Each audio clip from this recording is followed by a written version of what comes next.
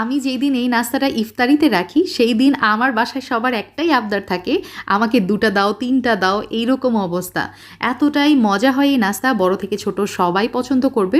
বাসায় ইফতার পার্টিতে এই আইটেমটা রাখতে পারেন, খুবই দ্রুত তৈরি হয়ে যায়। আর আজকে আপনাদেরকে ওভেন ছাড়া চুলাতেই বানিয়ে দেখাবো, যাতে করে সবাই এই নাস্তাটা বাসায় বানিয়ে নিতে পারে। আর পারফেক্ট নরম তুলতুলে সফট মিনি পিটা ব্রেড কিভাবে চুলাতে বানানো যায় তার সমস্ত সিক্রেট টিপস অ্যান্ড ট্রিক্স এই ভিডিওতে আপনাদের সঙ্গে শেয়ার করব।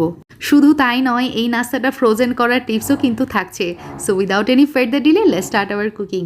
একটা বোলের মধ্যে আমি 2 কাপ পরিমাণ ময়দা নিয়ে নিয়েছি, তবে এই নাস্তাটা বানাতে কিন্তু আটাও ব্যবহার করতে পারেন। 2 কাপ ময়দার জন্য আমি ইস্ট নিয়েছি 1 চা চামচ পরিমাণ, লবণ দিয়ে দিলাম 1 চা চামচ, তার সাথে ব্যবহার করছি গুঁড়া দুধ, এখানে দিয়ে দিলাম 1 টেবিল চামচ। চিনি আমি ব্যবহার করেছি 2 টেবিল চামচ, তবে যারা সুগার পেশেন্ট আছেন তারা চিনি অ্যাভয়েড করতে পারেন।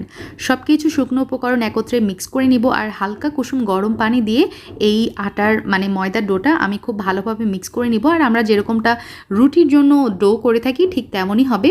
আর সামান্য একটু তেল মাখিয়ে এটা আমি রেস্টে রেখে দিব ঢাকনা দিয়ে প্রায় 1 ঘন্টার জন্য। তো এটা রেস্ট হতে থাক, ততক্ষণ আমি চিকেনের প্রিপারেশনটা করে নিচ্ছি। কড়াইয়ের মধ্যে 1 টেবিল চামচ মতো তেল দিয়ে দিলাম, আর 1 কাপ আমি এখানে চিকেন ব্যবহার করেছি, চিকেনের ব্রেস্টের পিস। সামান্য কিছু সময় এই ধরেন 1 মিনিটের মতো আমি তেলের মধ্যে ভেজে নিয়েছি। তারপরে আদা এবং রসুন বাটা মিলিয়ে 1 চা চামচ, জিরা গুঁড়া ব্যবহার করেছি 1/2 চা চামচ, লবণ দিয়ে দিলাম 1/2 চা চামচ, লাল মরিচের গুঁড়া 1/2 চা চামচ, তার সাথে আরও ব্যবহার করছি ধনিয়া গুঁড়া 1/2 চা চামচ, আর গোলমরিচের গুঁড়া দিয়ে দিলাম 1/2 চা চামচ। 2 মিনিটের মতো কড়াইয়ে আমি চিকেনটা ভেজে নিয়েছি, কিছু সময় কুক করে নিয়েছি। তারপরে অ্যাড করে দিয়েছি তন্দুরি মশলা, এখানে 1 চা চামচ ব্যবহার করেছি। তবে হাতের কাছে চিকেন তন্দুরি মশলা না থাকলে গরম মশলার পাউডার যেটা আছে সেটা ব্যবহার করতে পারেন। টমেটো সস 1 চা চামচ, তার সাথে সামান্য পানি দিয়ে এটা কুক করে নিয়েছি 5 থেকে 6 মিনিটের মতো। আমার চিকেন কিন্তু রেডি, চুলা থেকে নামিয়ে নিচ্ছি। এইদিকে আমার ময়দার ডো কিন্তু ফুলে ডাবল হয়ে গেছে, আমি ভিতরের এয়ারগুলো বের করে দিচ্ছি একটু চেপে চেপে। আর এখন আমি যেটা করব, এখন একটা ফ্ল্যাট সারফেসে আমি নিয়ে নিয়েছি, আর হাতে সামান্য একটু ময়দা মাখিয়ে এটা কিছু সময় ময়ান দিয়ে নিব বা মথে নিতে হবে, তাহলে পিটা ব্রেড কিন্তু অনেক সফট হয়। এখন একটা বেলুন দিয়ে আমি বড় একটা রুটি বানিয়ে নিচ্ছি। একদম পাতলা রুটি হবে না, কিন্তু একটু মোটা থাকবে। এই যে দেখতে পাচ্ছেন, আপনাদেরকে পুরুত্বটা দেখিয়ে দিচ্ছি। এখন একটা ব্লেন্ডারের ওপরে ঢাকনা দিয়ে আমি যেটা করছি, এই যে দেখেন ছোট ছোট পিটা ব্রেড আমি কেটে নিচ্ছি, ব্যাস হয়ে গেছে। আর এভাবেই আমি সবগুলো করে নিয়েছি। আর এই যে দেখতে পাচ্ছেন পুরুত্বটা এরকম হয়েছে।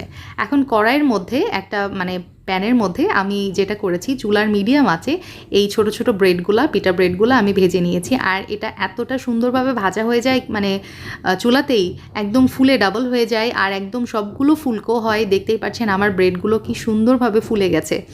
আর এটা এতটা নরম আর সফট হয়েছে, আপনাদেরকে দেখাই, দেখেন একদম হাতে নিলে একদম বাউন্স ব্যাক করছে এরকম। এই পর্যায়ে আপনারা চাইলে কিন্তু পিটা ব্রেড আমার মতো ফ্রোজেন করতে পারেন। আমি একটা জিপলক ব্যাগে ফ্রোজেন করে নিচ্ছি। এয়ারটাইট বক্সেও এটা ফ্রোজেন করা যাবে, 1 থেকে 2 মাসের মতো ভালো থাকে।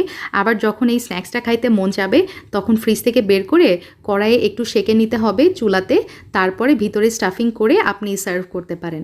আর এখানে এই যে দেখতে পাচ্ছেন আমি কতগুলো ভেজিটেবল নিয়েছি, শসা, টমেটো, তারপরে হচ্ছে ধনিয়া পাতা আর ক্যাপসিকাম। তার মধ্যে তন্দুরি চিকেনটা আমি দিয়ে দিলাম এবং মেয়োনিজ ব্যবহার করেছি 3 টেবিল চামচ, গোলমরিচের গুঁড়া 1/2 চা চামচ, আর টমেটো সস আমি এখানে ব্যবহার করেছি প্রায় 2 টেবিল চামচ।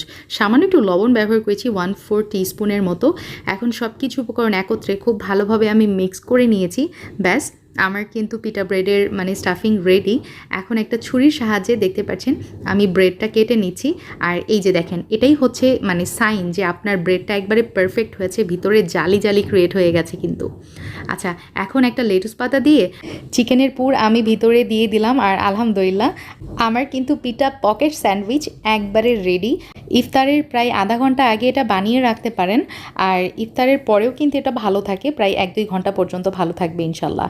ইফতারের জন্য এই স্যান্ডউইচ কিন্তু অনেক হেলদি একটা স্ন্যাক্স হতে পারে। তবে আপনারা এই স্যান্ডউইচকে আরও হেলদি করতে চাইলে মেয়োনিজের পরিবর্তে টক দই ব্যবহার করতে পারেন। সো ইনাফ ফর টুডে, ইনশাল্লাহ আবার দেখা হবে। আল্লাহ হাফেজ, আসসালামু আলাইকুম।